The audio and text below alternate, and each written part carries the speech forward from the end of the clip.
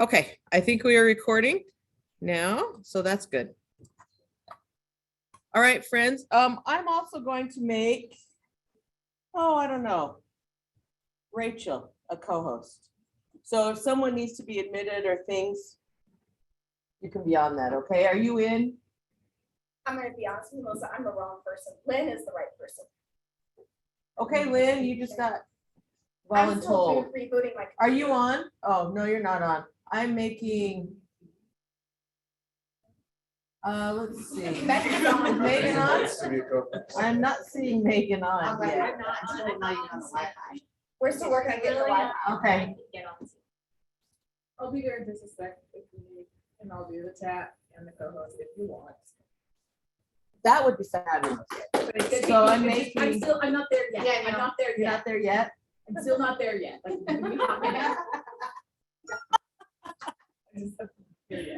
Okay, here we are coming in and more people are coming in, so that's good.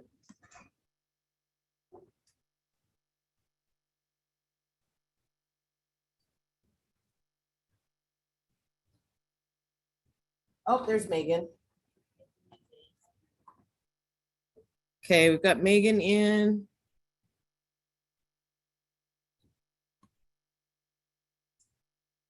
There's Danielle. Okay, Danielle, I'm making you co-host.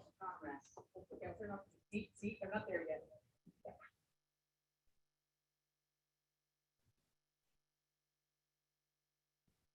More. Leaving my camera off. Going that first.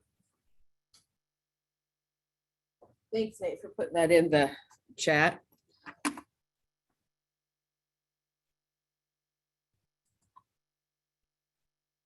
Hang on just a second. Let me pull up participants here. Okay, Danielle Moore, make a co-host. Yes.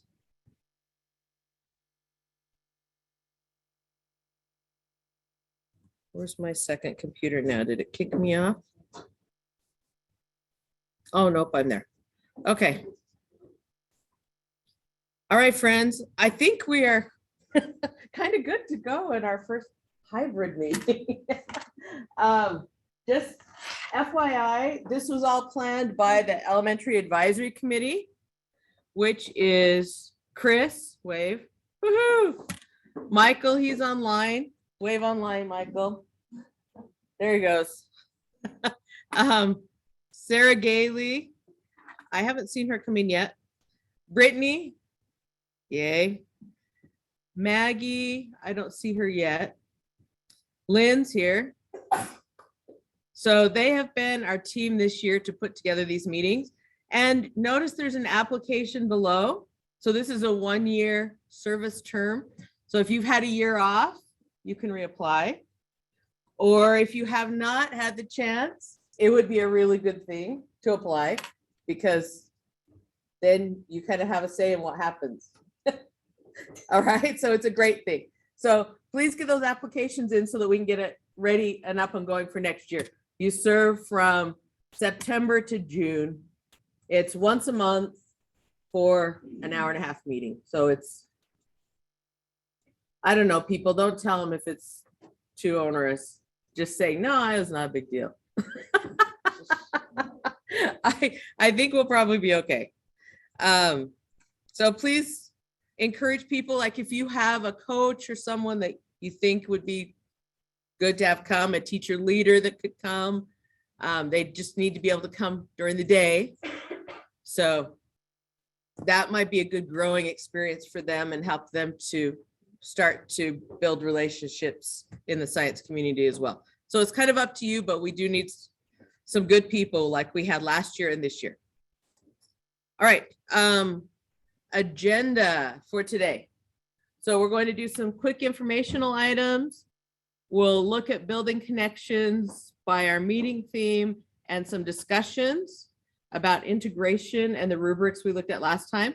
We're going to look at the state of affairs. When we talked to people, they wanted to know more about IC. So IC will be here to do 2 presentations, one for K2, one for 3-6. You'll have a chance to listen to both of them, but in smaller groups so you can ask questions. Then another thing that we, in the list of components that we have for this meeting is effective three-dimensional resources. And the UEN eMedia Science Hub has a fabulous site now. They've worked really hard. Teachers have worked to make sure that there are great things on there. Things you've contributed are on there. So Katie Blunt will be here from eMedia to help us know what's on there. We'll have some time to dig in and check out those resources and then think, so how, what resources do we want to get out to our teachers and how are we going to do that? And then the last thing that we're going to do today is our piece called District Resource Share. And for that, we have some districts who are going to share elementary schedules. Shocking, there are ones who are on the elementary advisory team. So they got voluntold to share. So in case you're wondering why you didn't get asked, sign up for the elementary advisory team. So we will hear from them about what they're doing for and recommending in their district for minutes for science instruction. And then Michael Hammond Todd, who is not in a district, but works at Dixie State, that's now Utah Tech University. He made a bookmark for us with summer activities. So he's going to share that, a resource that we send out to help people think about doing science in the summer. So our students. So that's our day today. So I think it's a pretty fabulous day. Okay, we are going to start with the norms. If you're online, keep your microphones off. If you're in here, we already talked about the norm of people can hear every little thing you say or do. It's really sensitive. So I love the discussion personally, but just one of the hazards of a hybrid meeting.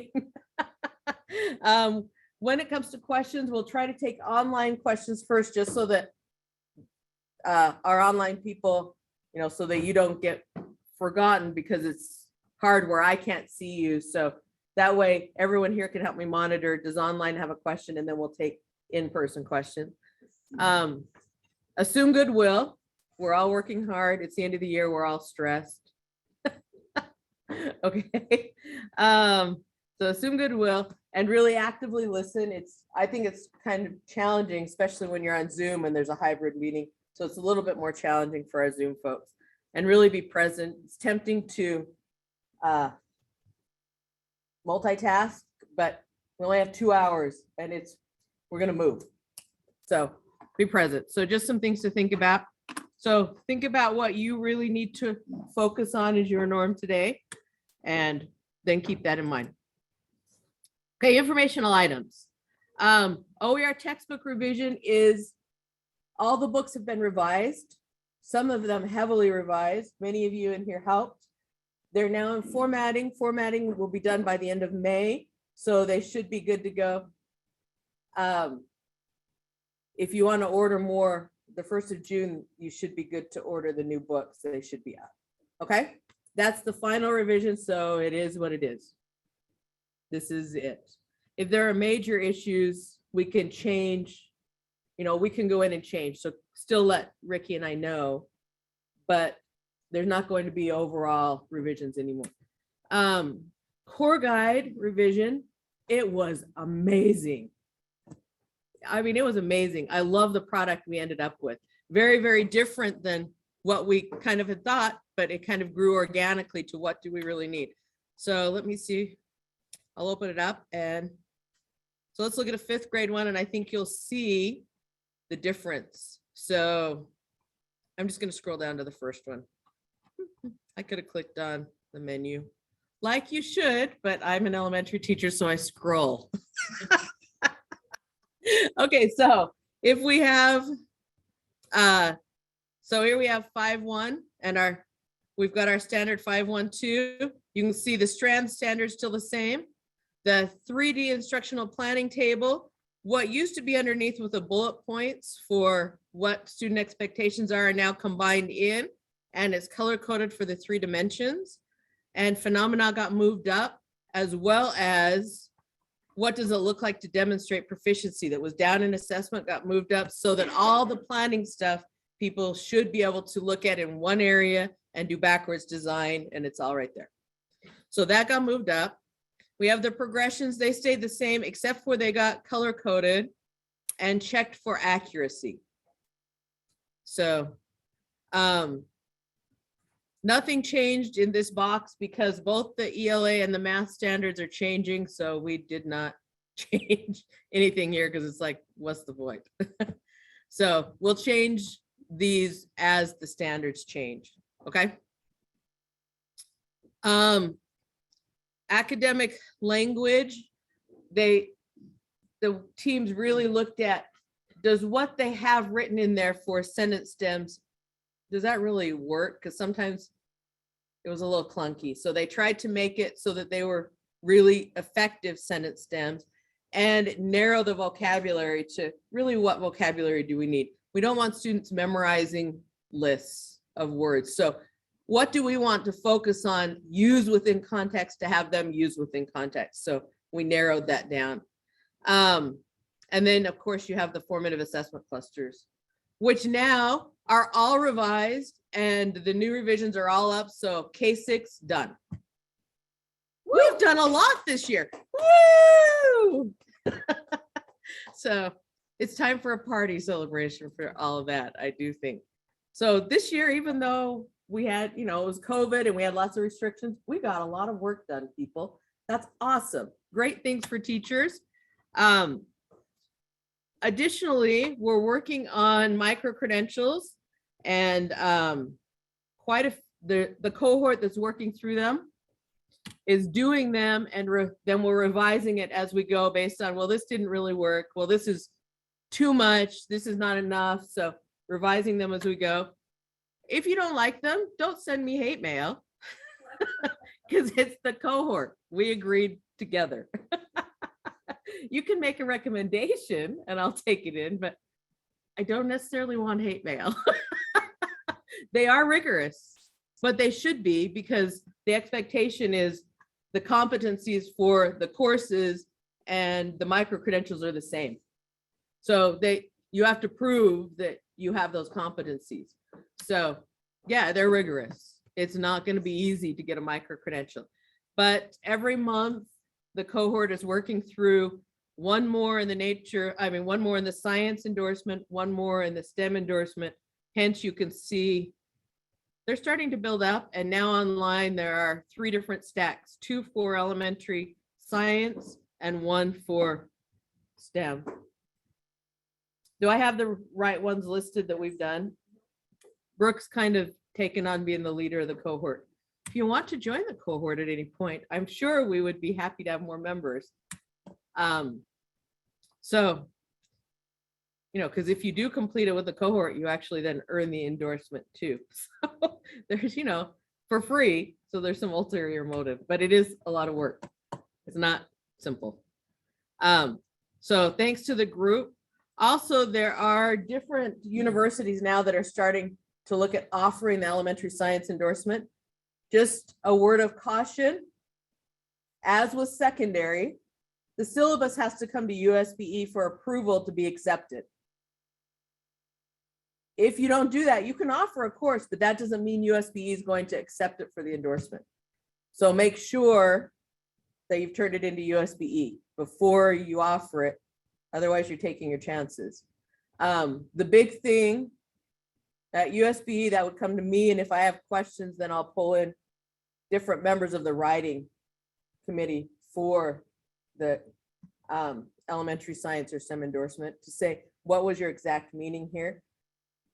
But what really I'm looking for is, can you demonstrate that they've met that competency in your syllabus? So all the competencies in the course, you've got to show how you're addressing those and how the participants will come away being competent in that. All right. So really watch for that. One thing that the writing team worked hard on was to make these rigorous. They wanted teachers to come away with a similar understanding. So before, there was a lot of inequity between maybe what was done really fast and what was done over extended maybe a semester. And there was some inequity in the competencies people came away with. Hence why everything went competency-based, and the syllabus needs to show how, regardless of your format, these participants will all come away with the same competencies. So be thinking about that as you're designing your syllabi. Any questions on our informational items? Online, are you seeing any questions, Danielle? Okay. I'm very excited that people are starting to offer the elementary science. What? I do appreciate that. Thank you. This is exciting. I mean, think of how in the last 2 years, how we've moved science forward. Pretty freaking amazing. Look at all the resources our teachers have, all the opportunities. That is great. Okay. One last thing for professional development is the Standards Implementation Institute that's starting 1st of June and it'll go through July. 7 different places where you could go for a week. The courses were designed by a lot of you, so they're good. I've heard other people say, I don't know about our courses and different contents. I said, ours are freaking awesome in science. So yes, please invite teachers, coaches to come because they're great. They'll see great instruction modeled. They'll talk about the shifts to 3-dimensional instruction and phenomena. So it's well done. I think the science sections are excellent. So there's one on integration. That's 2 days where a half day is ELA, then math, then science and social studies. But that's just the dominant discipline. Everyone had to show how are you integrating another discipline into that. For science, we chose to do literacy. Shocking, being as that's a big deal right now. And it's the great connections. There's also a piece in each half day about how do you do effective integration? What does that look like? What does the research say? And then there's time for teachers to work together and network and try to create integrated lessons for their classroom. So the integrated will be good. So will the 2 days that are just science, elementary science. They'll go through experiencing model lessons again that many of you have written and talking about what does effective instruction look like? How can we shift towards that? So they're well done. So encourage teachers to sign up. Okay, so tentative schedule for SSECC next year. However, what we see on the needs assessment in just a minute may change this, but this is tentatively what we had planned because we wanted to send you away with something. So Ricky and I yesterday set these dates, but if the needs assessment shows something different, we'll let you know and we'll email that out, okay? So far, we've got 2 planned Zoom and then spring hybrid again, like here. All right, my friends, I'm wondering, could you take the next 5 minutes? This needs assessment is a big deal. The elementary advisory team this year planned our meetings based off of the comments you put, right? Brittany, is that accurate? Chris, is that accurate? We used it heavily. We went through, and Lynn was there, she knows. So feedback you give us is what next year we'll use to plan. So it is 9 o'clock. Let's take till 9:00. Let's do 9:05 to fill this out because it is kind of lengthy.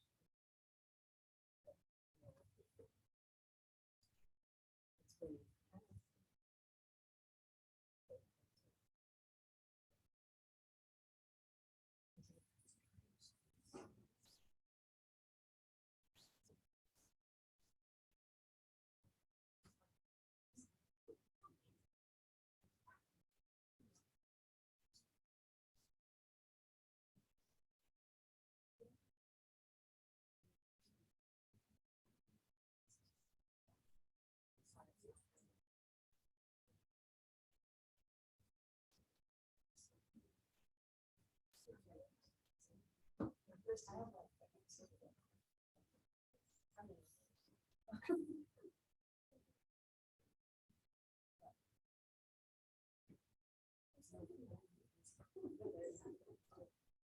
anyone finished yet?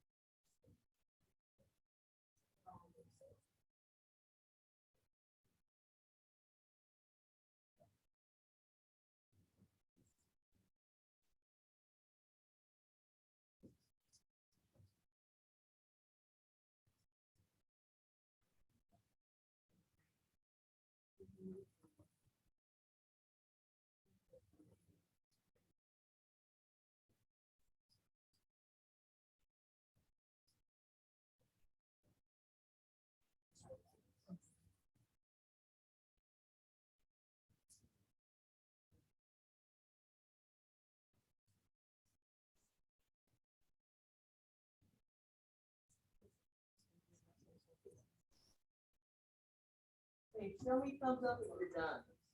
We were done, no. Elementary advisory team, we made a really awesome.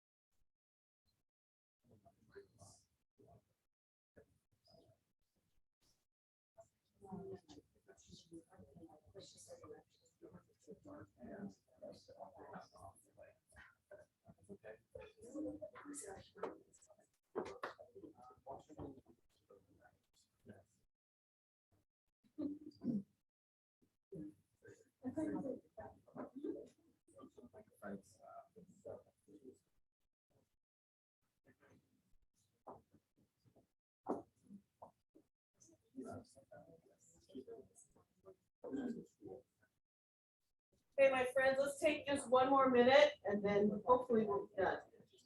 Looks like people are finishing up, so one more minute and we'll move forward.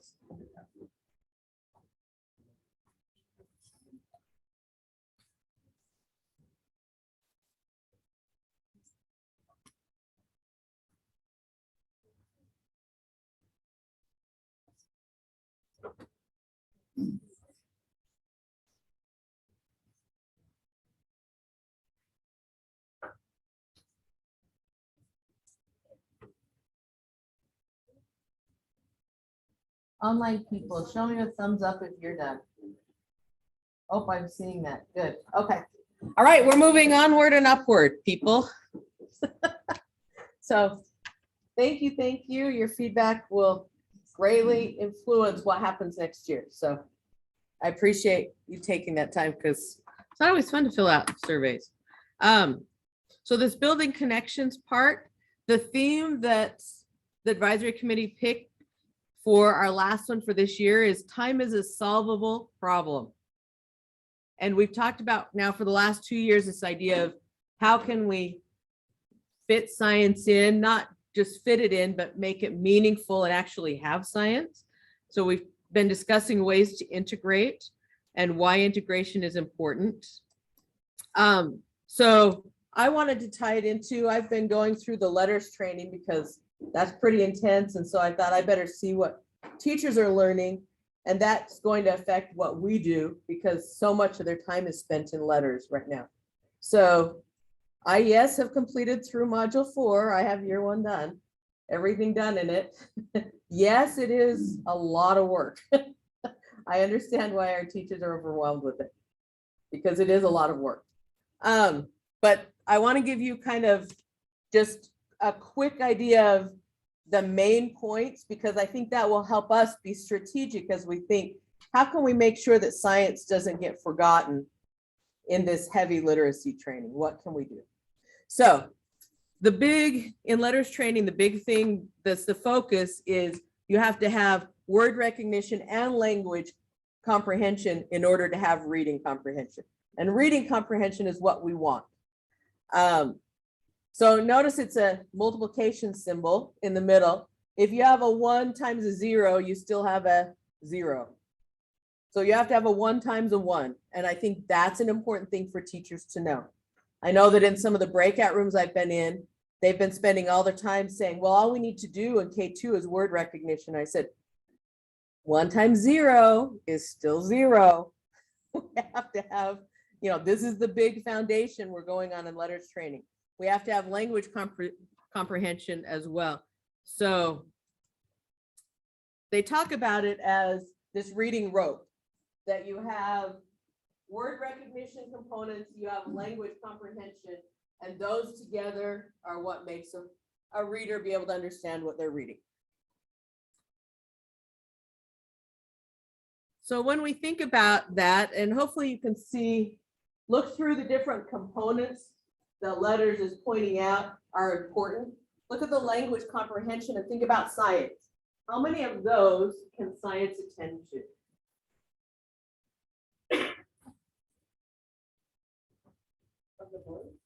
No, not of the blue, of the language comprehension. All of it. All the red and blue. This is what gives literacy an authentic place to live, right? So I think we need to help our teachers see that 1 times 1 equals what we want. We only focus on the blue part, I'm not saying this isn't important because it is. But if we only focus on decoding, sight recognition, phonemic awareness, they're still not going to come away with reading comprehension. So we have to also heavily work on this as well. So if teachers understand that and we show them how science does support this, I think we'll have a better chance of quality science instruction or any science instruction being taught. So last time we looked at research, you can read the full report printed in the Chief Council of State Science officers. They send out a big report saying they did there was a study done with 94 elementary schools with 4th grade, and they looked at, the blue was when literacy and science were integrated. The black is when they were taught in isolation, and the end of the year outcomes. So things are pointing to that it's, our students will do better if we can authentically show them literacy and science and work on that together. You can read both reports. So the research report is there, plus the national report that went out. The thing that they found, some of the outcomes were, 1, teachers don't know how to do this. So that's why we've got to help them, show them what does literacy look like in science. Hence why last month we showed videos and we had the 2 rubrics, the science observation rubric and the science communication or literacy piece. What should we be looking for in a classroom, from less effective to more effective, so the teachers can see, where am I? Where might be my next step? Because we want to look at this asset-based. Well, if I'm here, what could I do next? Oh, I could do this, and that would help me move to a more effective integration piece. So that's where we've been this year, our past 2 times. So just to kind of punch that home, they said to teach in an integrated manner, teachers need to understand the teaching of each subject. They have, and I think in elementary, sometimes they're scared with science. They don't know. We have to help them with that. However, most early elementary teachers have not been trained in science, science-specific pedagogy, or how to integrate science and literacy. Districts can increase the focus of early elementary trainings and professional learning communities on science and integrated science and literacy. Hence why our summer institute this summer, there's 2 days of integrated, 2 days of science to help them see both. Also, that's, I think, something that you can be thinking, how can we work on this in our district or charter? And it's been the focus of our SSECC meetings. So we're going to have some breakout rooms now to talk about where in literacy. So we know that teachers are following their literacy basals pretty much. Where in that program does science fit? And how might that actually better support literacy than what might even be in there? Where can we find those natural connections? So I see Alpine brought their books. Hopefully the rest of us can access our literacy online. I know that there's a lot of online, and so that's a good solution too. So we're going to go in breakout rooms. I think for in here, we'll have our breakout rooms be a table. So Sally and Nick, you guys might want to join Alpine, or you can join over here. And let's have Amy and Jamie. Yes. I was like, oh, it rhymes. Did I remember that right? Amy and Jamie join up here. So we'll have 3 groups in here. You'll have 10 minutes as a group to answer this question. What are the natural connections? So looking through our curriculum, how could integration occur? How could we support science and literacy at those places? And what in your district are you doing to move teachers towards this thought of science and literacy, and we can do it together? Okay, online peoples, I'm going to open up breakout rooms. So for you, the breakout rooms, if you are A through J, last name A through J, join breakout room 1. If you're L through the end of the alphabet, join breakout room 2. Show me thumbs up. Does that work for you? Melissa, you forgot K, but I can figure it out. I need to go back to my literacy training.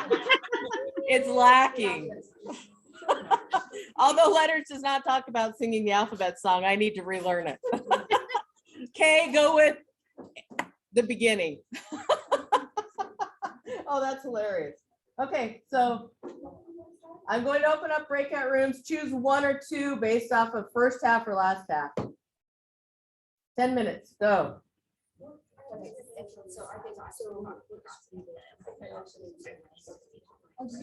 Okay, it's university.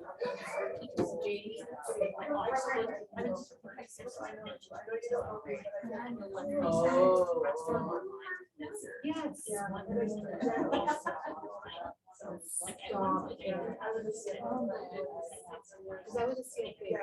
is that how we know each other? Sort of, yeah.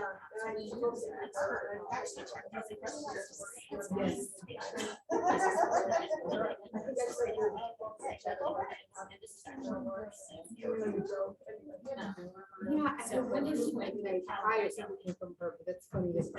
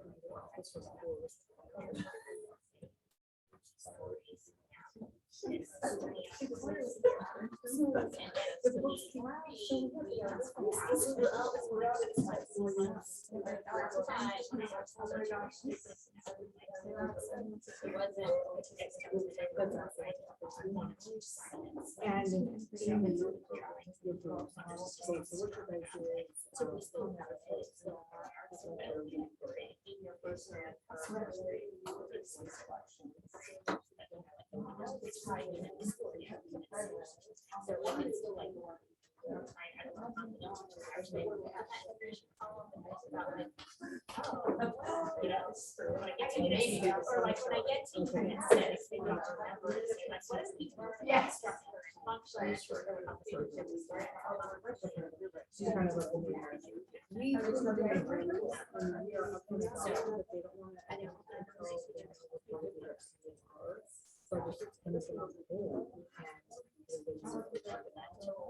what is the structure?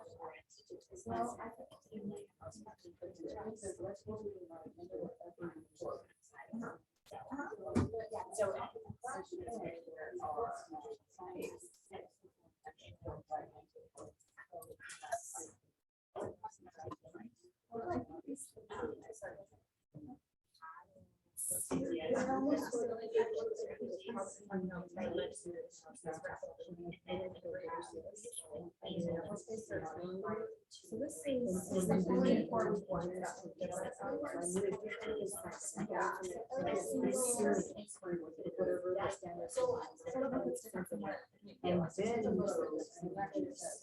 The text to say this is confirmed or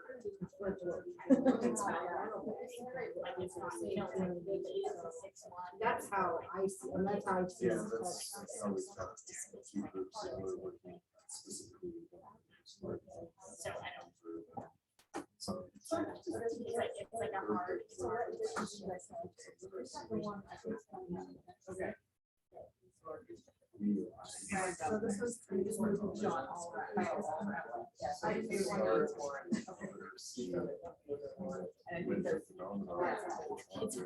And I think there's.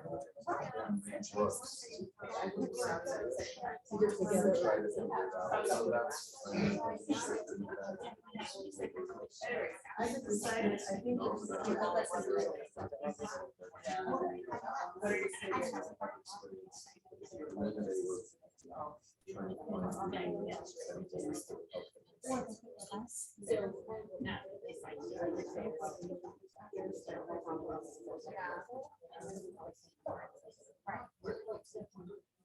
But it is. Now, is this on Anders or something else? Okay.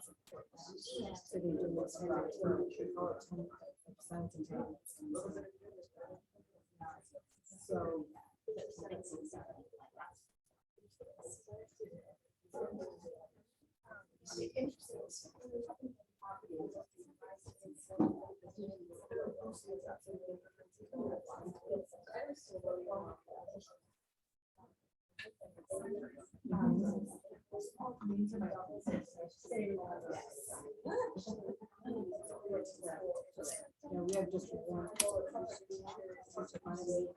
We have a website.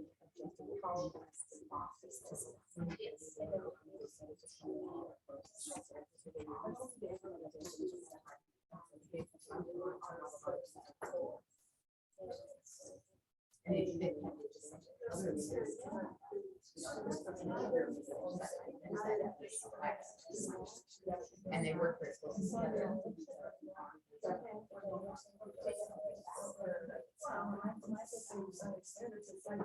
They're different. Second grade, like a big grade science or the grade. It's not. So that's been. You've got to check just because it says you're doing the standard.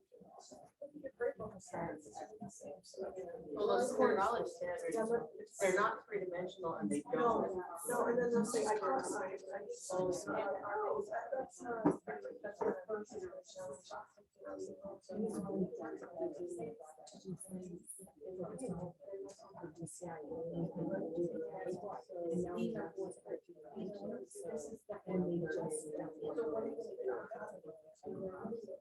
And kind of draw attention to it. There's like this, like you said, we understand animals, right? And so.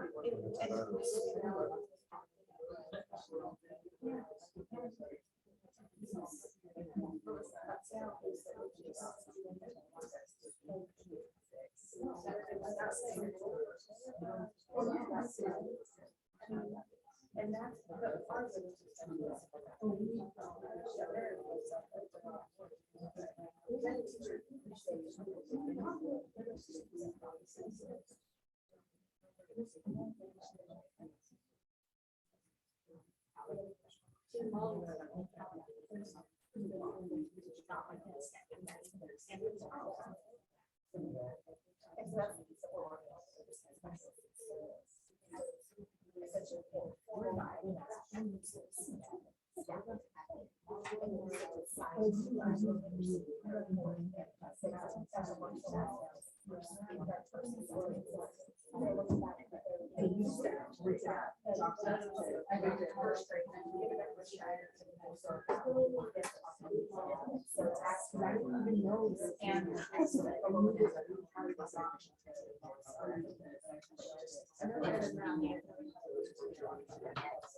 They can understand it, but not necessarily. You sound out. So that's that.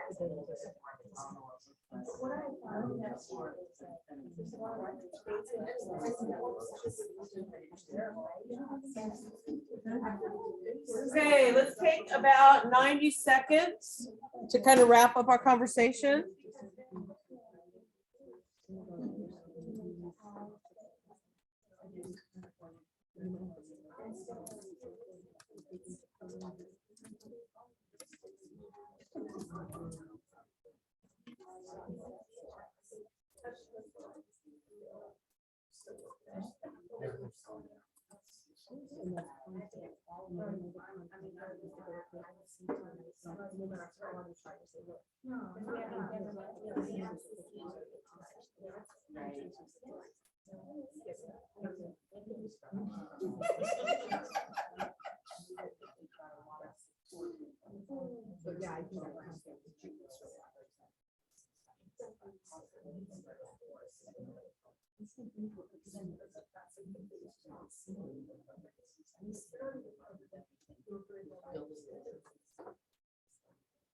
Forget about this one.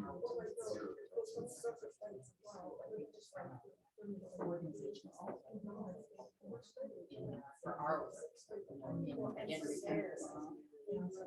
Is that what they had done in Seattle?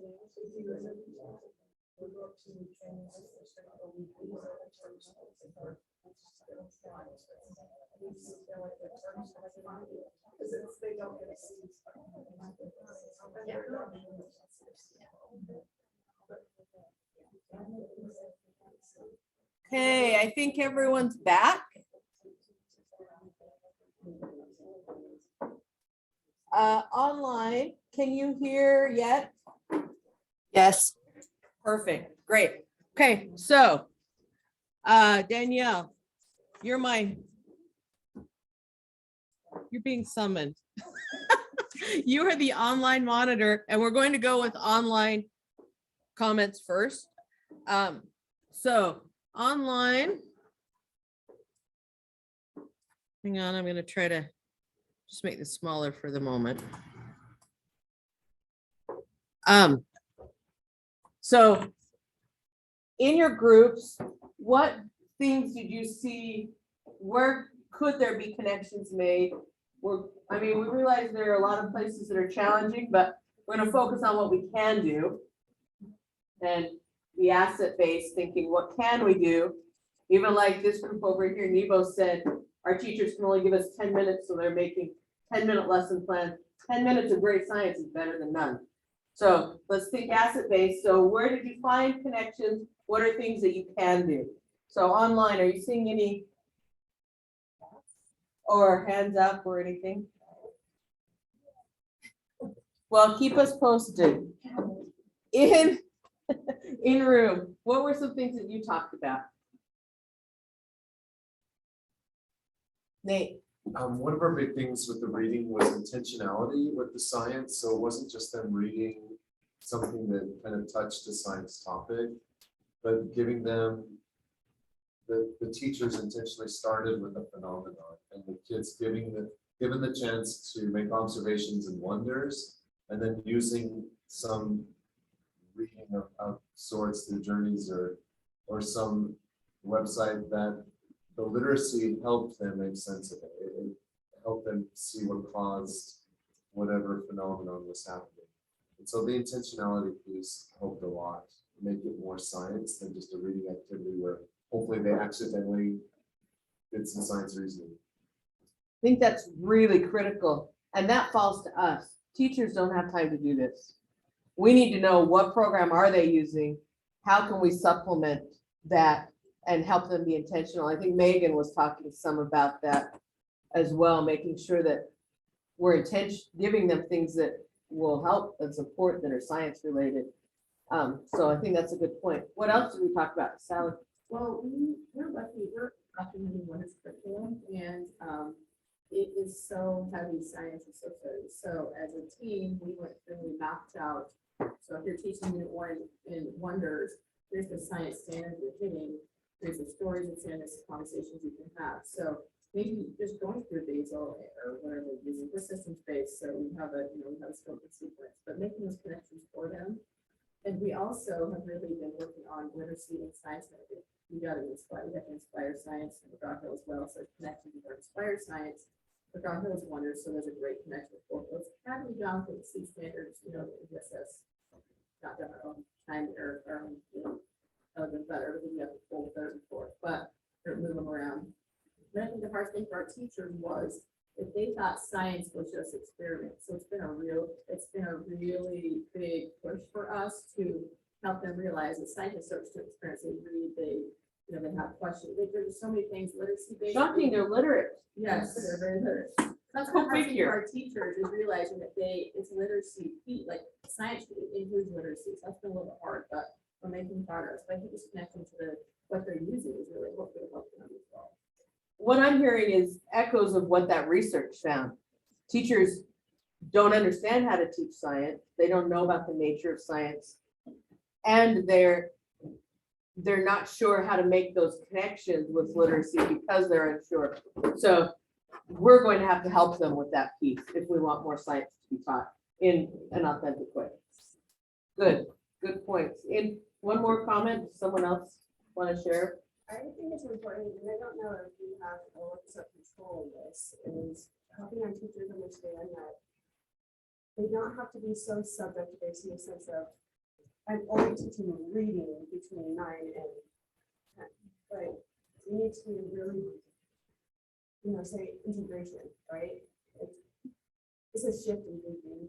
It is, and that's why I brought up what they're learning in letters to think, how can we help them make connections to that? Oh, it is really we need the language comprehension part. That's our science. They've got to have that to really make sense and really understand. So I think you're right. We've got to help them make that connection somehow. Yes, Chris. I think Melissa, you came and did an observation of the video, and just the letters was coming through with science lesson. I don't know if you recall that, but I think now that teachers have this letters in their back pocket, and she was a fourth grade teacher, she chose to take it. It's coming through when they're looking at text and science. Just being that way to integrate that into your science lesson some point. So I think that's critical, which leads us into our next discussion. But we're only going to have 7 minutes in breakout room this time because it's what Chris was saying. We're going to be looking at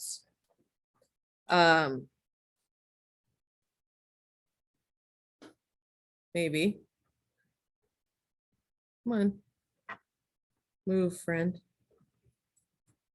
Okay, so we talked about what effective science is, what effective literacy in science, but we chose to use science communication because teachers then think we're just looking at teaching vocabulary and phonemic awareness. So literacy in science is how do we communicate in science?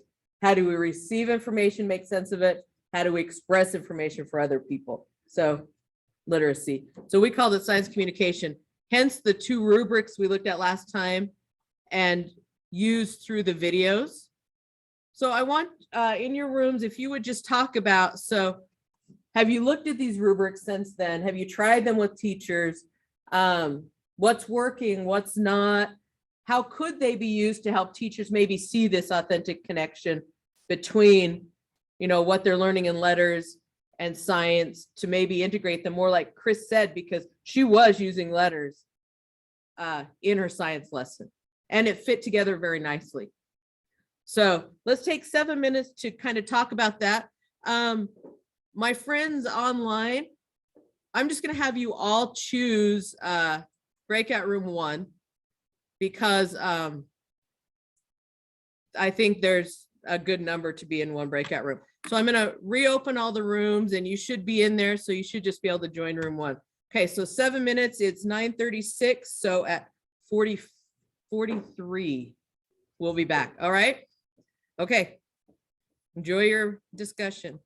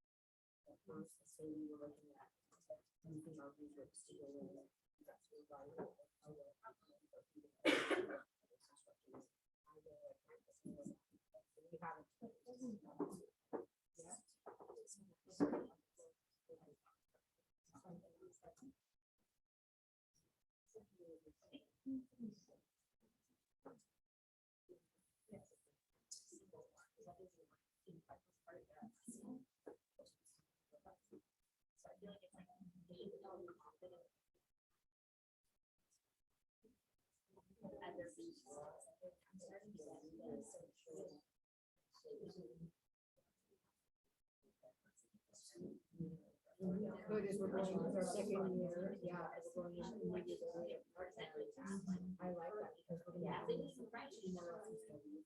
And this is like six and seven, so then we'll be starting to do six and then we'll do six and eight. So our six is secondary. So, yeah, so I like that idea. So you can then say, so you've done lesson study, you guys, everything is so ready. You know what? Yeah, where you are, we do. And then so then we'll have to look into where. They're all over. the spectrum. No, but they're. And they, so we also have to choose. Yeah, so, and that's. Yeah, so like.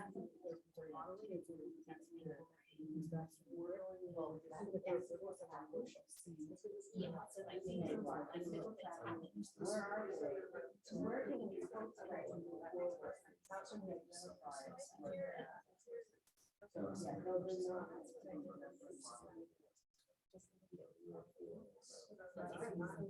No, good. No, I don't have to. We're not going to be judgmental about it.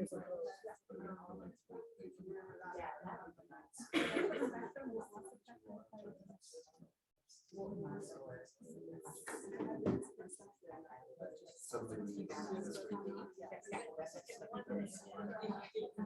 Like, you guys, this is not about justice, this is about improving our short-term. I mean, like, I guess it's. So.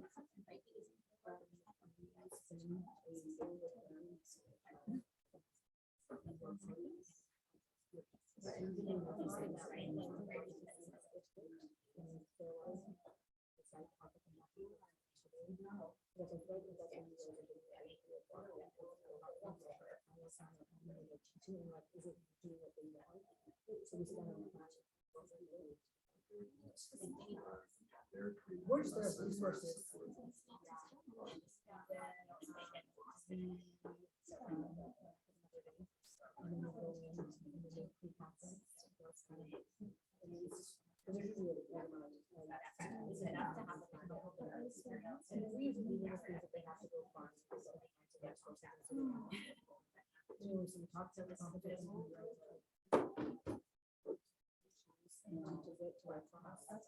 And then what helps what we're stopping at. And that's what we're looking at the student. We kind of different tweaks and then they go over to some of the and they some of the changes.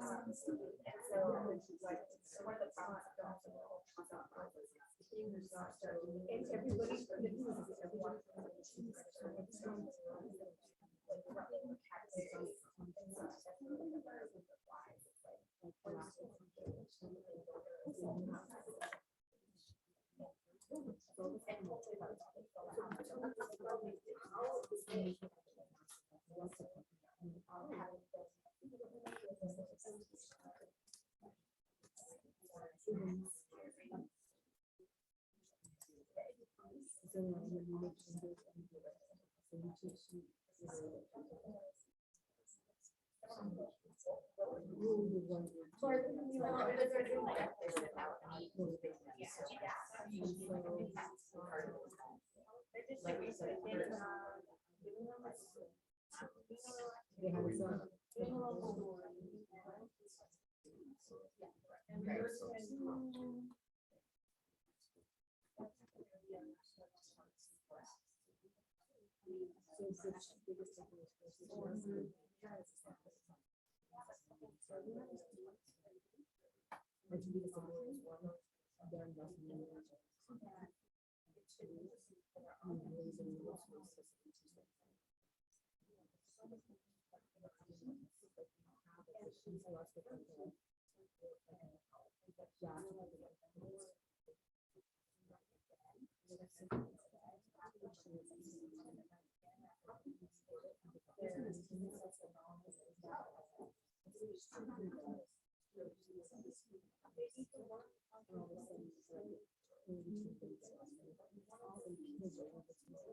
Hey. All right, online, can you hear, are you back in the main room? Okay, all right. Room, they are back. So a couple of things to just start this discussion that I heard. First off is the clarification that we need to give again, that the 4 videos, those are real life. Those are not meant to be, this is exemplary. All over the spectrum. They were teachers gracious enough to let us to go into their classroom and just see what's happening now. This is what we're doing now. And so those videos are meant to be teaching moments where we can say, okay, we're using this rubric. What did this teacher do well?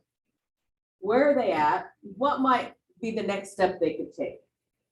Okay, so just so that we're clear what the purpose of those videos are. And remember that those teachers were kind enough to put themselves out. And this is what's really happening.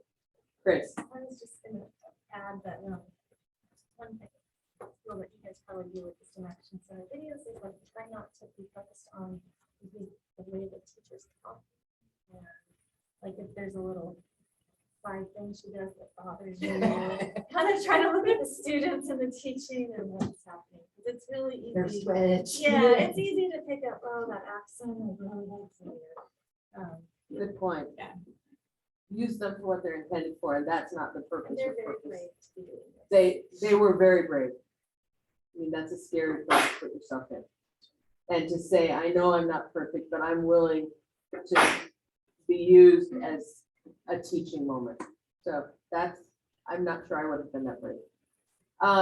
Something else to remember is that if science doesn't get taught in K2, every student has missed the foundational principle for every single one of the disciplinary core ideas. So if we're saying in letters, well, we're just going to focus on word recognition, we have really shot our students in the foot in many ways. So that's something to bring up, that K2 is critical. That sets the foundational level for everything they'll learn through 12th grade. So kind of an important thing. So Maggie. I saw a statistic the other day that 20% of the students who enter in 9th grade are prepared to take high school science. And that was eye-opening to me. And how important K2, 3, 5, middle school on up is. That's a really good point. Danielle, monitoring online, is there anyone, any chat or any hands up of anyone who'd like to share what they talked about? Michael would like to talk. Fabulous.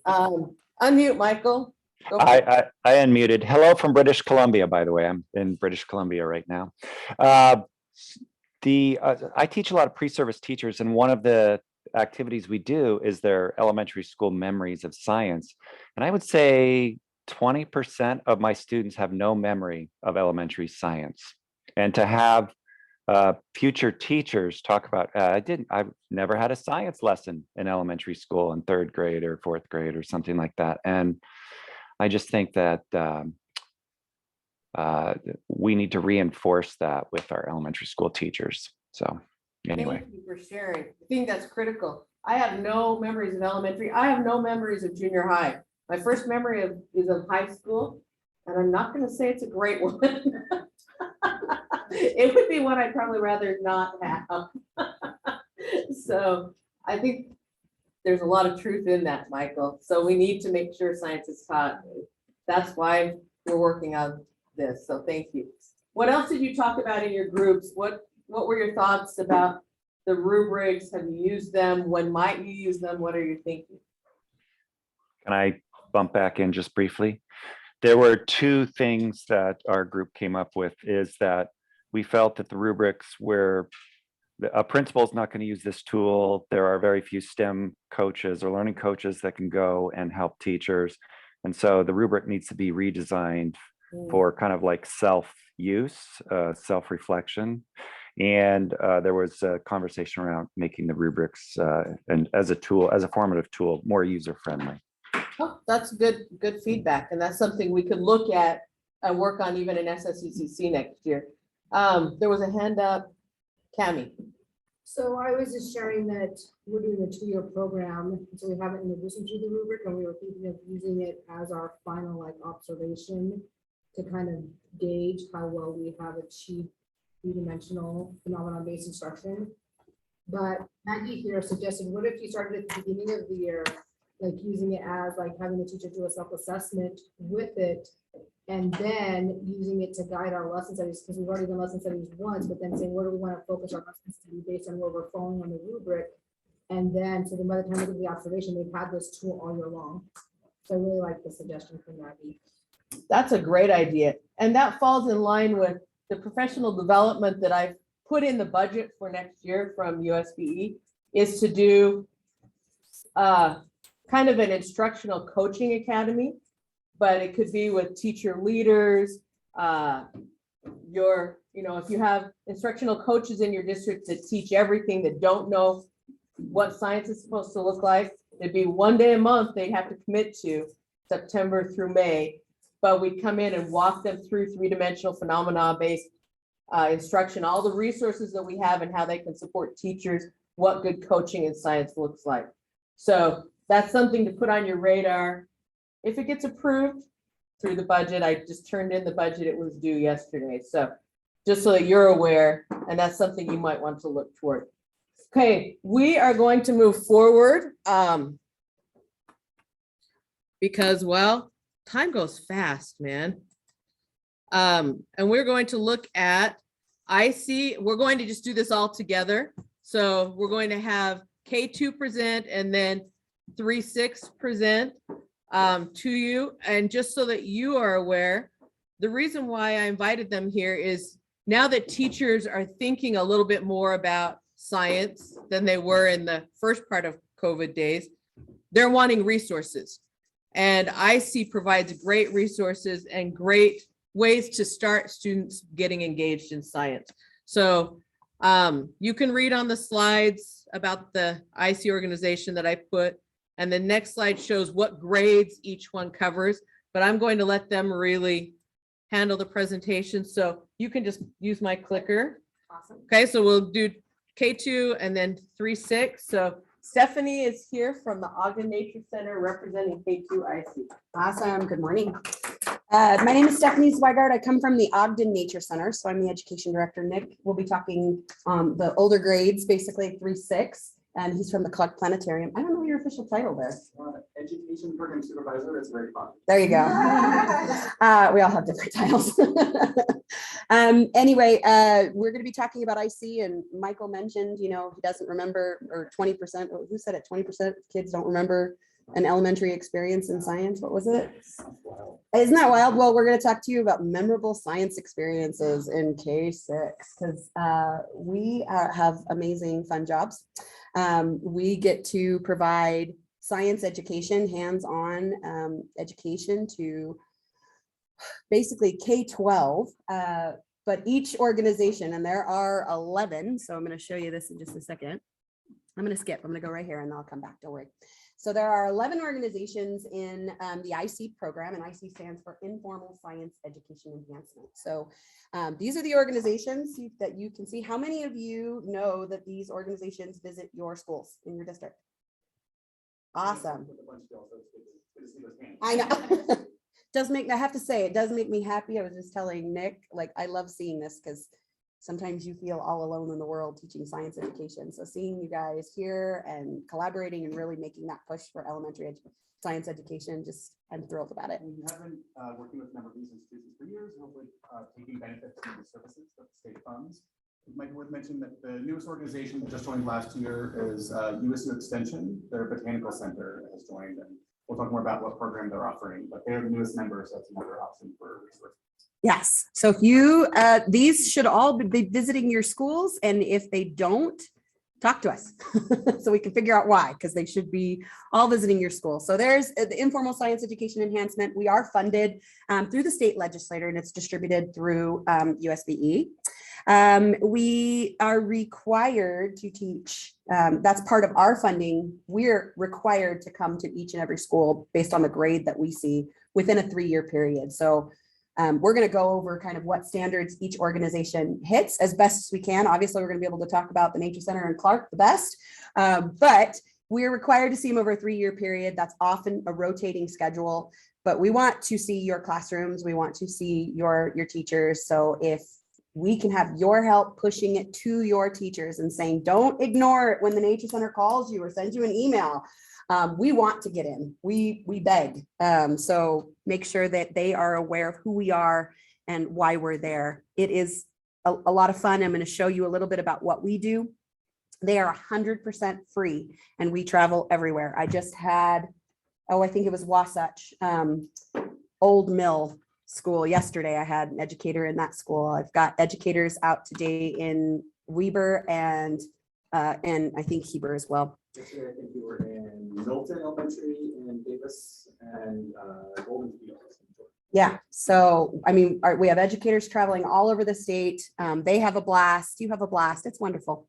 So there's the 11 organizations. We also do STEM nights and STEM fairs. So if you've got an event, give us a call. Please, please, please give us a call early though. I can't stress that enough. Yes. When we get the call a week before, chances are we can't get staff to get there. But if you know your district or your school is hosting an event, suggest they contact the IC organizations because it is possible that we can come down and do a booth.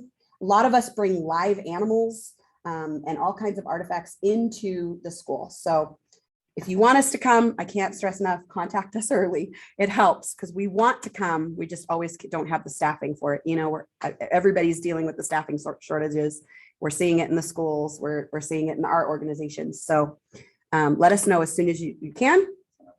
And then, yeah, we loved COVID too. It was so much fun.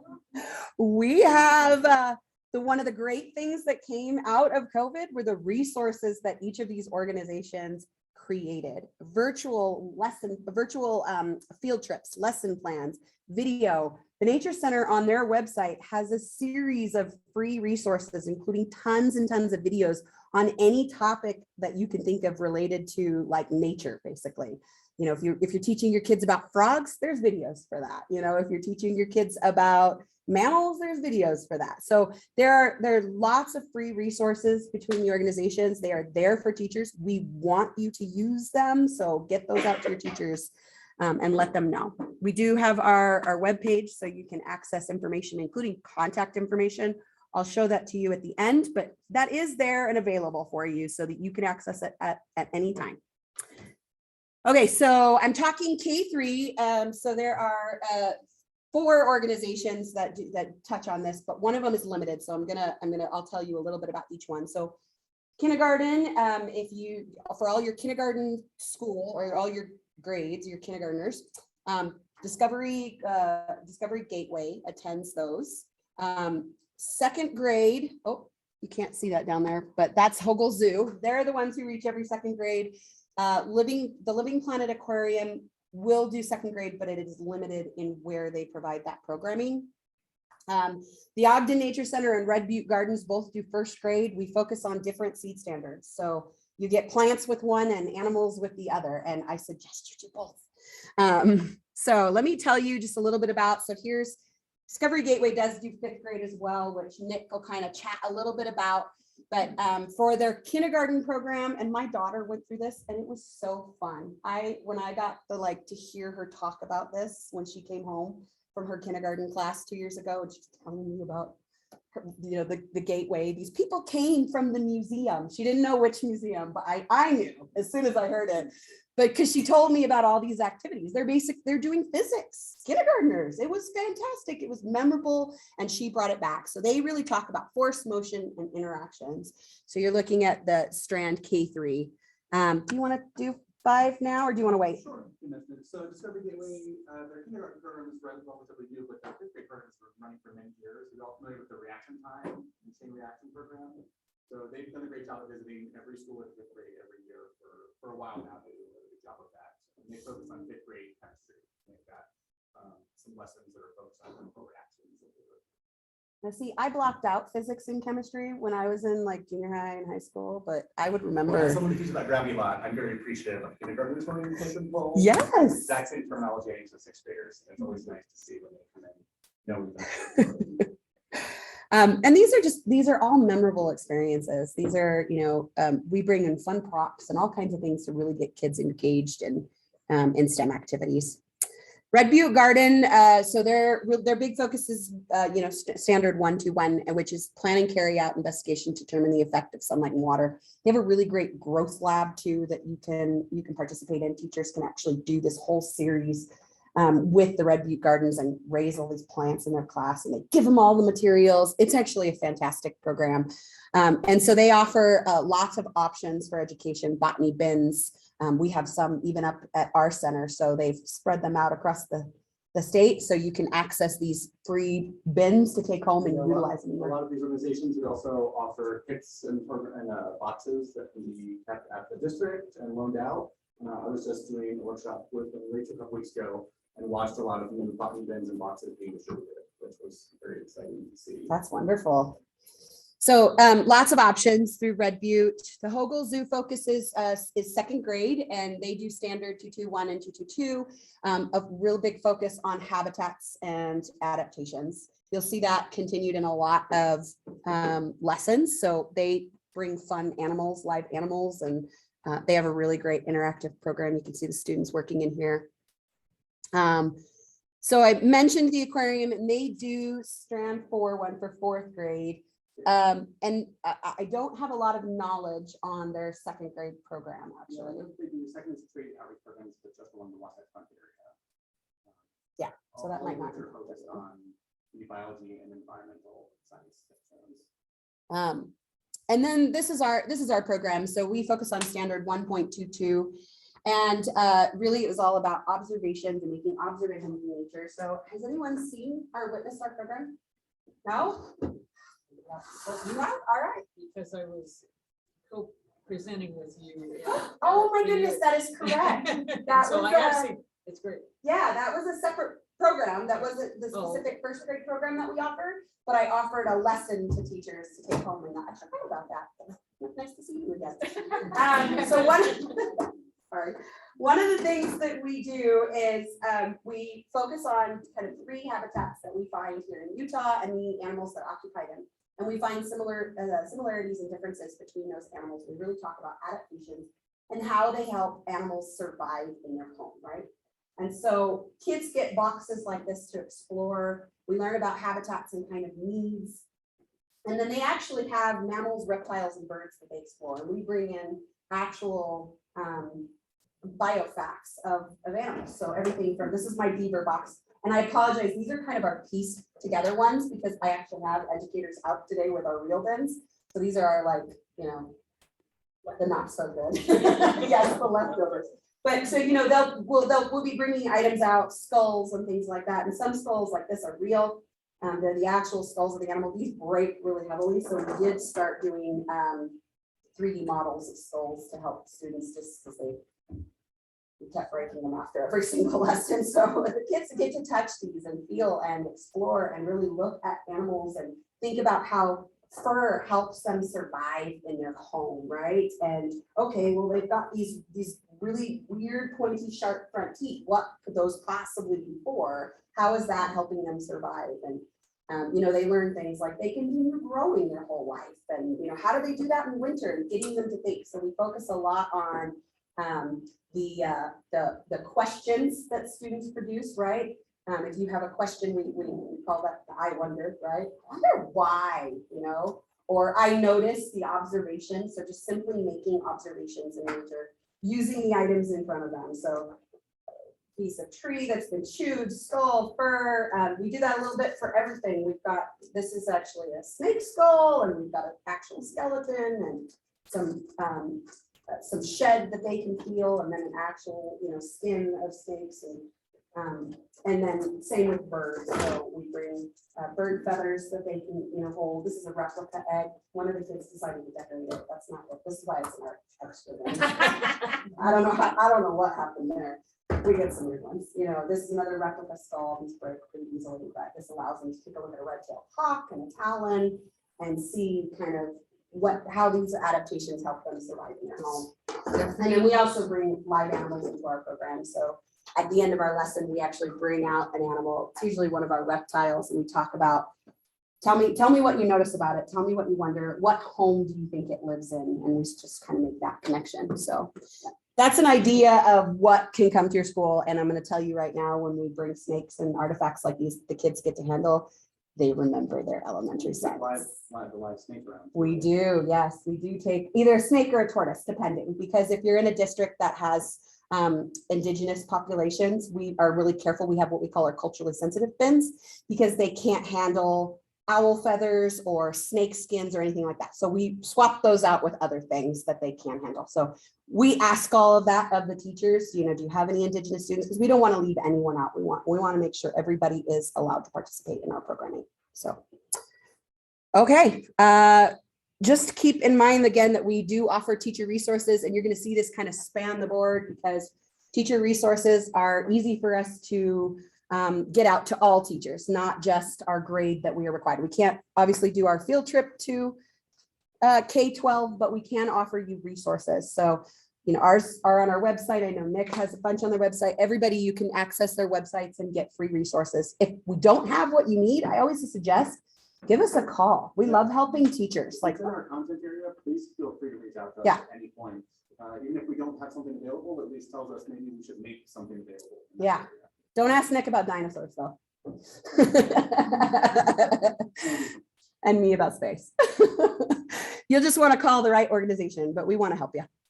And then professional development. We have lots and lots of amazing workshops.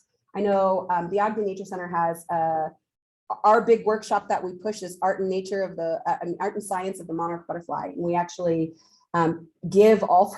We start with first grade, but after we offer it to first grade, it is opened up to any grade to participate for free. And we not only will travel to your district and do this presentation, we can do it virtually as well, but we actually give all the teachers that participate art and science curriculum so they can kind of combine them, but they also get monarch butterflies, monarch caterpillars to raise in their classroom and then release. We teach them how to tag them and do all those great things to actually track them and monitor their travel. So it's such a great program. It's so fun.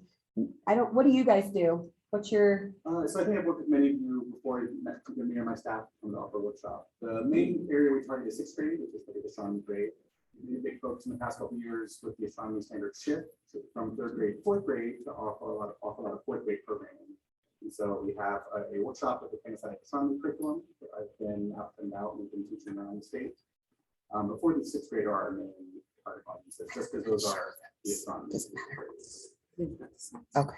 Yeah. So lots of opportunities, and we just need your help getting it out to the teachers so that they don't ignore our phone calls when we call them. Yeah.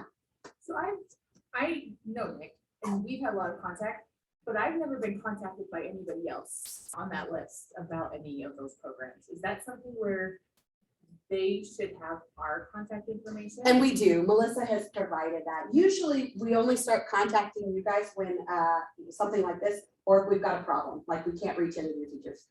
So. But don't you think that since we have that direct line to the teachers, that's something maybe, Yes. like, so you've got a PD that's like, maybe you're gonna wanna contact us. Yes. Let us know we've got this, instead of reaching out to all the different schools or Teachers others directly.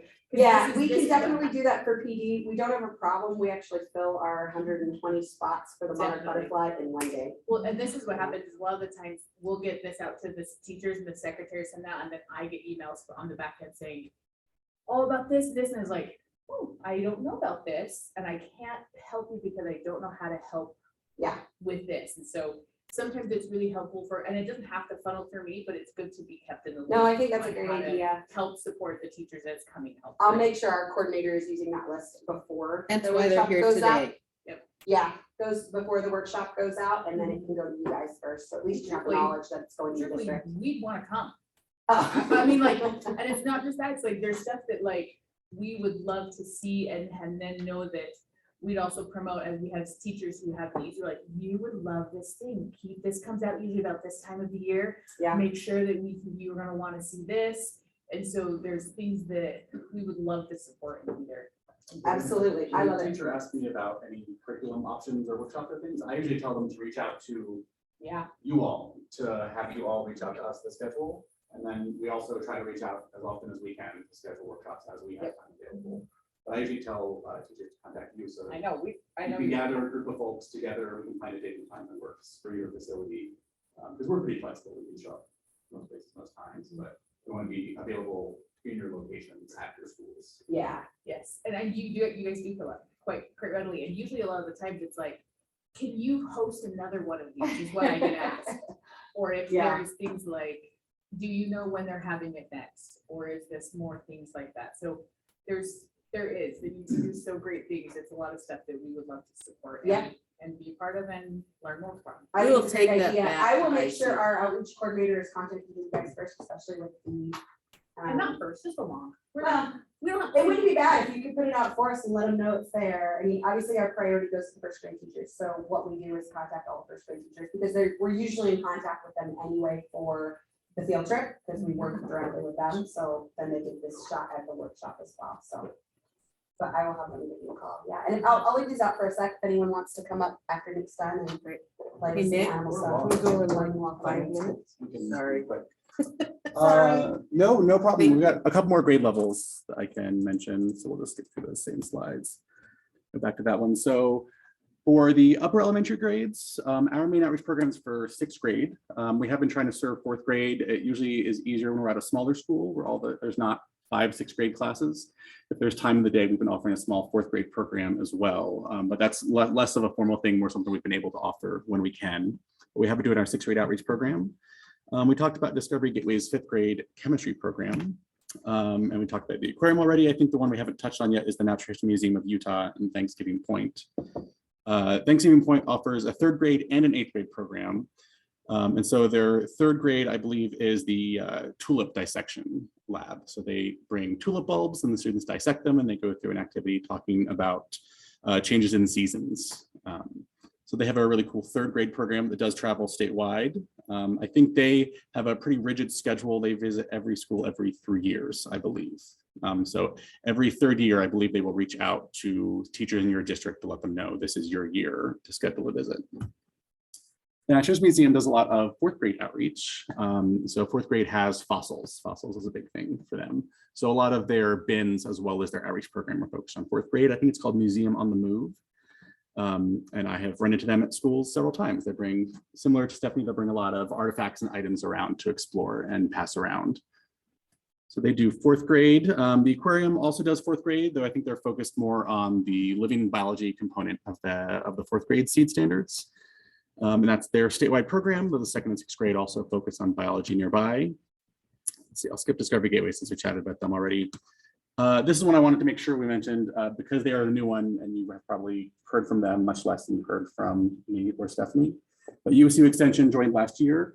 It is their botanical center, so they are botany focused. And so they have educators around the state as part of the USU Extension network that will travel to schools and teach a 5th grade botany themed lesson.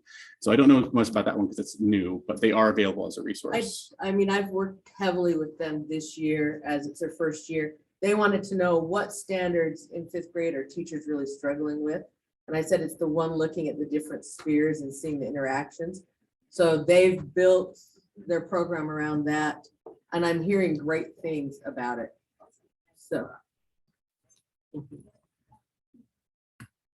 And then there's us. The main thing we focus on is the 6th grade Sun, Earth, Moon standard, which also includes solar system and orbits and a number of other topics. But we have kind of had a really big increase in focus on that 4th grade standard with that switch. I know there were a lot of teachers that were worried about that. So we have not just with our outreach, but on-site field trip programming and teacher workshops. We've offered a lot in that area. So a couple of the organizations that we did not mention, the Leonardo and Hawkwatch International, they primarily serve older grade students. So I'm not going to touch on them too much, but there are a couple folks here that do serve older students. Most of us do focus on elementary. And I think we're running up on about the end of our time. Are there any other questions?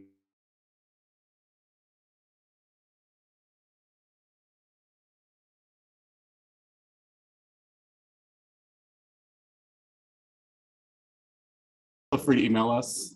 Anything that we can help with in our content areas, we're more than happy to help out with. Question, do you guys have like a calendar of when you guys tend to roll out certain trainings or things like that? Seasonal things. This is when we do this kind of training. This We'll do is- them whenever you would like us to come. That We right? occasionally have something new enter kind of our portfolio. Like just last year, one of my staff members finished up a heat transfer curriculum with some kits that I've worked with a couple of you on already. And so sometimes we'll have something new enter, but we will do them whenever is convenient for you. I didn't know if it was like you have, because I know how you do it fourth grade, then you guys do it across the state and you know, or I didn't know if it was something like where the tulip thing, it's like we need to do this in the spring only, or if it, does that make sense? Some of the programs Yeah, are to like answer that. you, our Monarch workshop takes place in the spring. Delivery for the Monarchs actually comes the very first day of school, August. Okay. And that's just because of the nature of the species and when it has to be released by. Hey, But that- Nick, yeah. let's put that on our next IC meeting to talk to them I was thinking the same about thing. creating a list of what programs are offered when and which ones are just year Which round. ones are time So sensitive? that Because would yeah, be those a really biology good thing. ones. So let's put it on our next IC meeting. Yes, absolutely. And I know like Discovery Gateway does the same kind of thing where it's like they do it 3 times a year for their fifth grade, they're like, oh. We'll do here, here, here. Things like that, that's super helpful. Yeah, I will put on our agenda to Yeah, discuss We the can work on different that. schedules of PD folks have, because I know I am super flexible, but astronomy is not super time sensitive. You mean it doesn't change from So day to day? I can see why monarch butterflies may have a tight Well, time we do have department. workshops I on think it. astronomy can be time sensitive. This Sunday night. you This can is true. really I actually didn't want to change mention that. But since you brought it up, would you actually mind telling us what's happening on Sunday night? the total lunar eclipse. Yes. And yeah, go out right after sunset. It's not really convenient. I'm for trying my to schedule a couple more schedule. activities. But it's hard to get those rescheduled. Sunday night around 8 to 9 o'clock, right after the sun sets, look low in the east, the moon will be rising. It's already a partial eclipse as it rises. So it'll go total within the next half hour or so, and then be total for the next hour and a half, 2 hours. 9:20, something like that. So it's like, it's a prime time eclipse because it's an easy to view one. It's not at 3 in the morning. But total lunar eclipse, if you want to send That that is information cool. out to anybody, we've been trying to publicize it, but it's very convenient to watch. Okay, let's thank IC. Awesome. Woo! And I think we do know now how we can even support them better, so we'll work on that. Okay, we are going to move to Katie Blunt, who is our UEN. Katie, I gave you co-host rights so that you could share your screen, so I'm going to stop sharing mine. Perfect. Can you do your presentation in 8 minutes? Yes. Woohoo! Awesome. So listen intently, people. That's right. Well, I'm glad to be here with you. As the heading said, oh, I should turn on my camera as well. Sorry. There I am. So yeah, as was said in the agenda, I'm going to share a bunch of collections of resources that are free for all Utah educators. So we like that. And I love following IC's presentations because a lot of the resources that I have to share with you come from them as well. So let me just give you a brief overview. I'm going to skip through that of what eMedia is.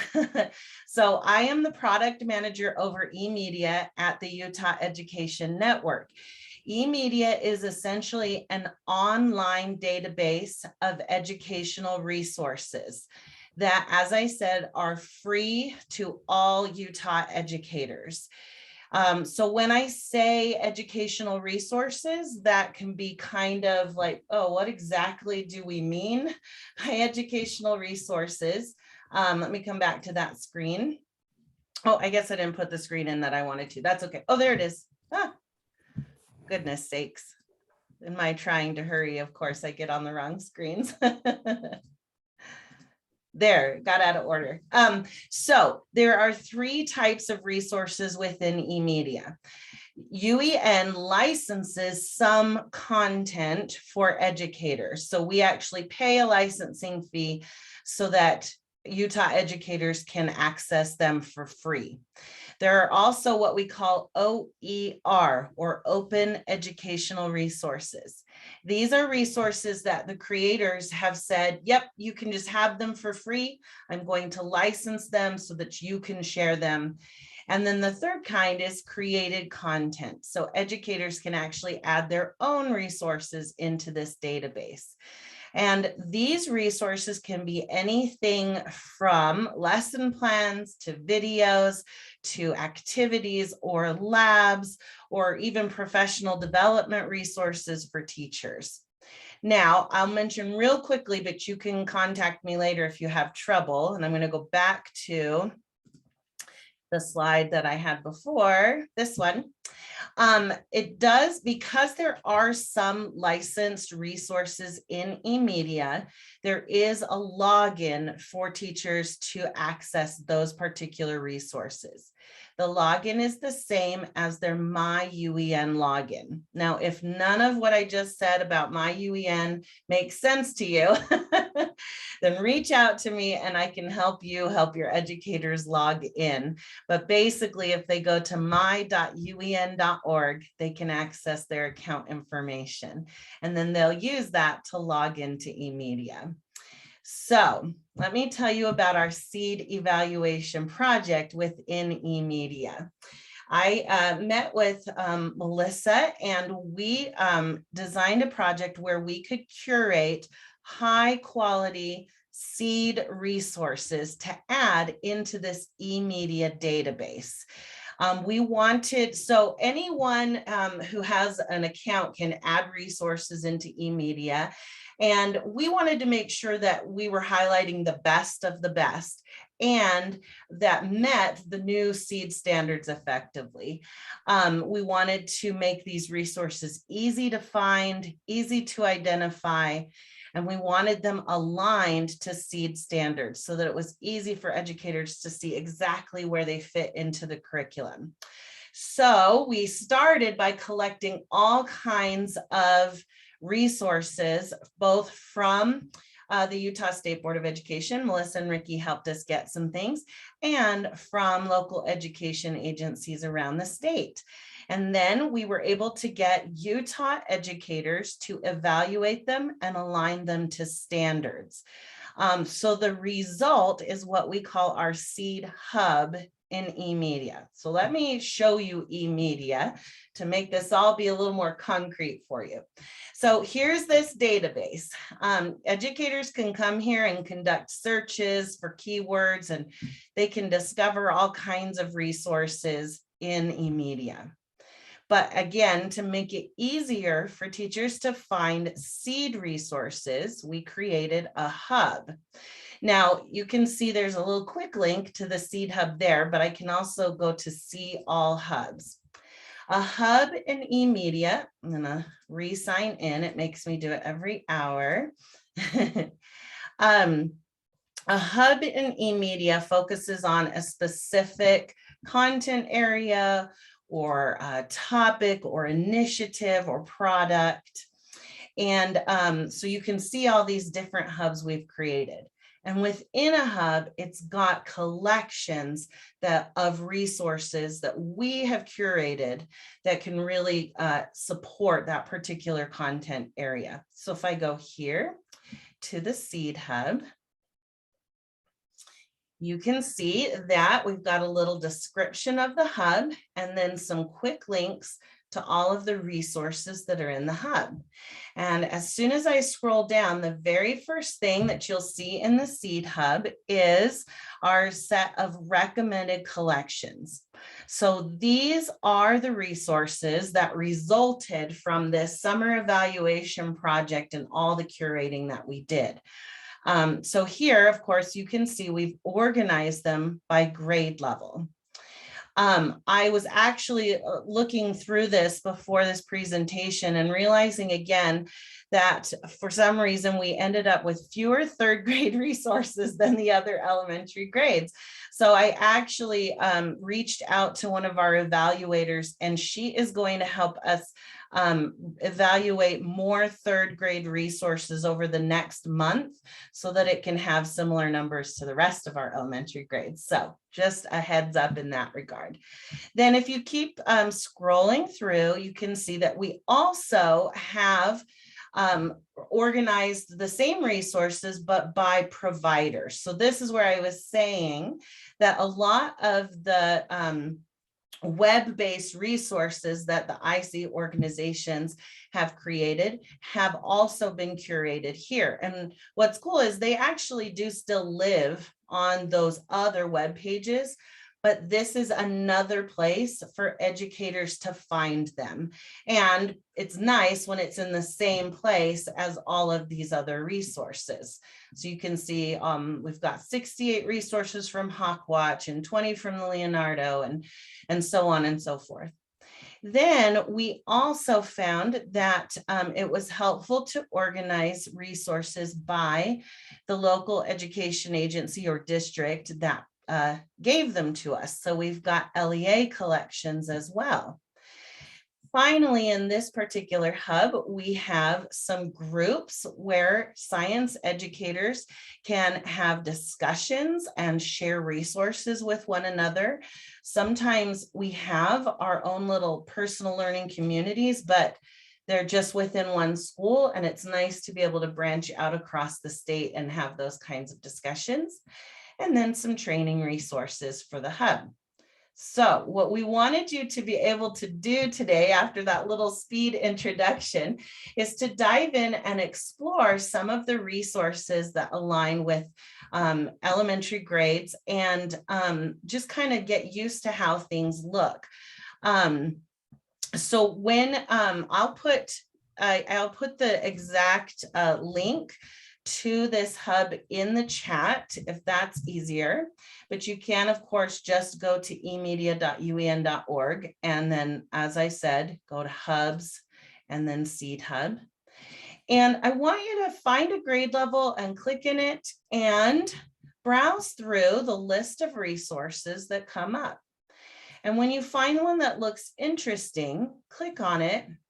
And you'll notice that there's a nice overview page for the resource that explains what the resource is about, what the subjects are, how it aligns to standards. Here's the standards over here, and so on. And then if you want to take a closer look, you can even click on View Resource, and that will let you take a better look at the resource itself. So in this case, it's a slides presentation. The way that it will look when you view it depends on what kind of resource it is. I also wanted to point out one more thing while you go through.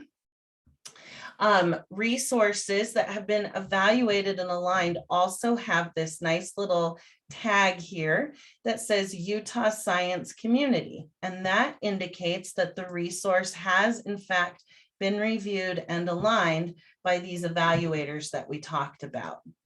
So take a moment, explore, and then let's see what questions you have about the Seed Hub, or if you have questions right now. Hey, Katie, can Yeah. all of them email their questions to you? Absolutely. Something that I think we need to know, the evaluators were hand selected, and they also were given that three-dimensional science rubric. Yes. That's what they used. So it's not random evaluations. They actually use the rubric that we provided. So I think we're going to move just to the very end section of our elementary SSECC today. We have just so much great information.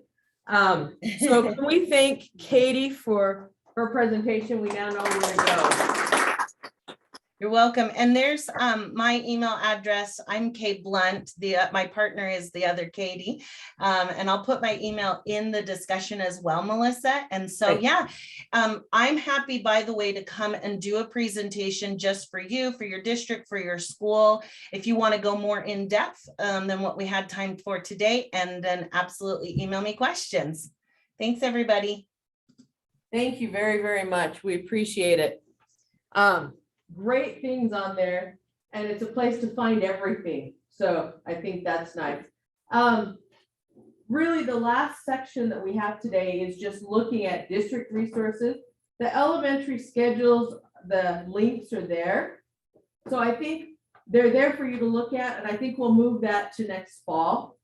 But I would like to share, in our last few minutes, have Michael Hammond Todd share the bookmark that he made. So I'm going to pull that up and then let him talk to us about that.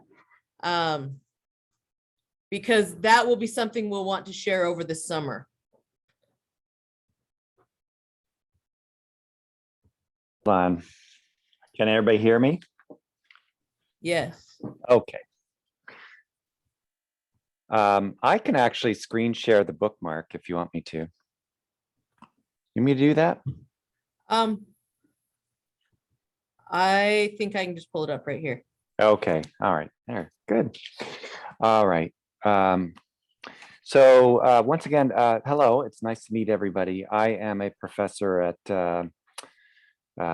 today it is DSU St. George. On Monday, it is UTU St. George. So everything's converting over, I think on Monday. And what we wanted to do briefly is create just a summer activities here. And so we, if you can scroll down that here, we were interested in creating some basic, quick phenomenon-based activities. It's primarily designed, can you go to the top? We'll go through them. It's primarily designed, I would say, for grades 3 through 6. And in the future, we'd like to have translations in different languages and obviously a K2 and maybe even a 7-8 opportunity. So these are all phenomenon-based activities where kids would predict the weather for 3 days, go out in the backyard, find an insect and draw it, use sidewalk chalk to create a food web, go swimming, and then explain how water disappears from their skin through evaporation. Visit a museum, park, nature center, IC partners here. Do a quick data analysis of exercise. So you find your pulse and measure it at 3 different times. Go to your local library, find a STEM book and tell the librarian what you thought of the book. And then we wanted to include an engineering challenge at the end with paper airplanes. And feel free to print and share. I printed these, so some printers may cut it on the edge, so I recommend shrinking it to 90% before you print it if you're finding that the edges aren't there. But it's back to back, you can cut it, send it out with the kids. And feel free to use it as needed. So let's thank Michael for that research. That'll be a fun thing just to get our students thinking about science over the summer. We have had a busy day today, my friends. I think one of the biggest things that I hope that you come away with is there are lots of resources out there for our teachers now. Everyone here's worked really hard. We've got OER, we've got core guides, we've got new science and STEM endorsements, micro credentials for those. We have observation rubrics. There's UEN. There's this summer resource. So we have IC, lots of resources, lots out there. We just need to decide what do we want to use and how, which is what we're going to be talking about in the combined meeting. Cool, how they fit together. And our elementary schedules, thank you for being willing to share. Are you okay doing that in the fall? We'll push that to the fall, but you do have their schedules and you can email them. I think I just need to get your resource up if you have one.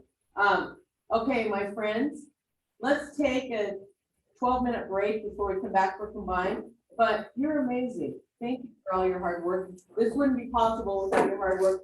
And one final applause to the elementary advisory team. Sign up for next year, people. It's really fun. And have a really good time. Megan knows that too. So Have a great. my background's secondary, but I've done, we both took K-12. First grade, I'm so. Remodel instruction, I, taught- Yeah, first and second grade, model instruction, probably class third.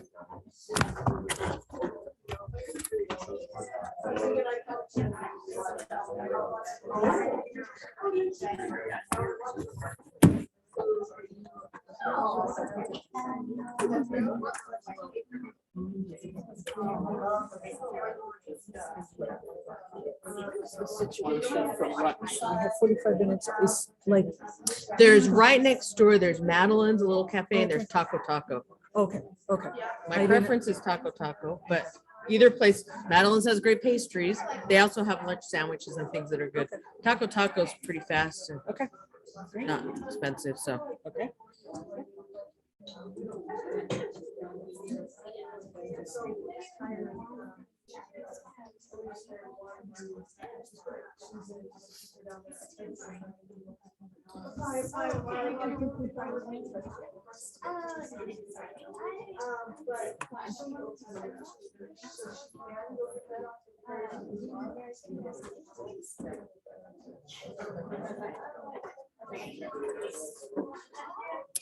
Hey, Danielle, were there other chats that I need to address?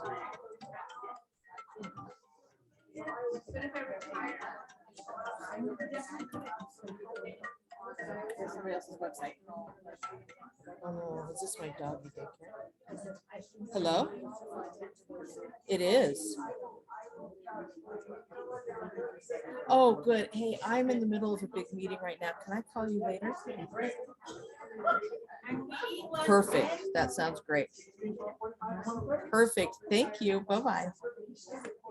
Oh, good. It was just a dental appointment. You don't want to hear from doggy daycare because then something's wrong. Hey, any other questions in chat that I? Nope. Nothing else. Good. Thank you. You're good. It's hybrids. Tricky beast. Thank you very much for helping me navigate that. You're still the co-host for the combined. Okay, gotcha. FYI, your job has not finished. Good job so far. You're halfway done.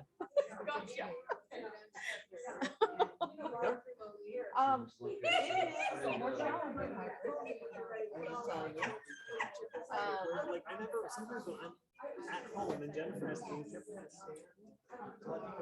Well, that's why I had to move my computer over there so that they could hear when the Zoom people were doing their presentations.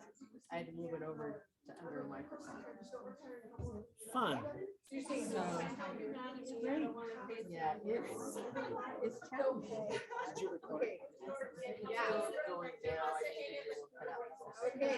What I'm gonna do is send it to Jerry and say, in the center break, cut that out. After you do that, just press stop and start again. And it'll give us 2 minutes. Okay. Stop.